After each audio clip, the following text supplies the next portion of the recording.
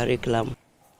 Na wataalamu wa masuala ya watoto wameashiria hofu kuhusu mateso ya kimya wanayopitia watoto wa kiume, shirika la Undugu nchini likisema wavulana wengi wanaendelea kusalia kimya licha ya kunyanyaswa kingono na kijinsia kutokana na unyanyapaa, uoga na aibu. Wadau sasa wanazihimiza jamii kwa mstari wa mbele katika kuzuia na kuwatetea watoto wa kiume. Anajiri kwa watoto katika kaunti ya Kilifi wakihimizwa kutumia sanaa, muziki na ushauri kutoa wito wa kulindwa kutokana na dhulma. Wataalamu wanashinikiza kuwepo kwa mifumo sahihi ya kuripoti, ulinzi thabiti wa kisheria na utekelezwaji kamili wa kifungu cha 53 cha katiba ili kutetea haki na usalama wa watoto wote.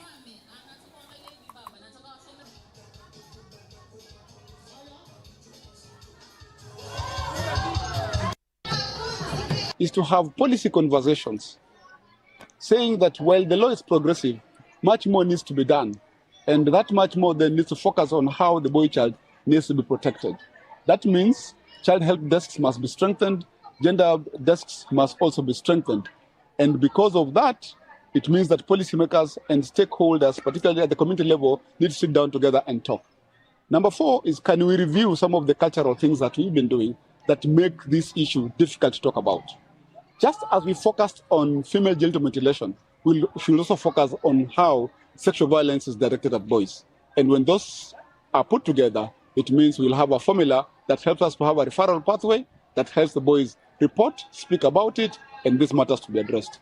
Venye nililelewa ni kuwa mwanaume hawezi kutoa machozi yake, hawezi kusema kama kuna kitu kimemkwaza, aweze kuongea. Pia vile vile mwanaume anaambiwa yeye anafaa kuvumilia. So unakuta wanaume wengi venye wanakuwa unaambiwa wewe usilie, watoto kwanza vijana. So unaona pale nyumbani wanakaa wanaona mwanaume halii, mwanaume hasemi mambo yake, ukisema unakaa kama mwanamke.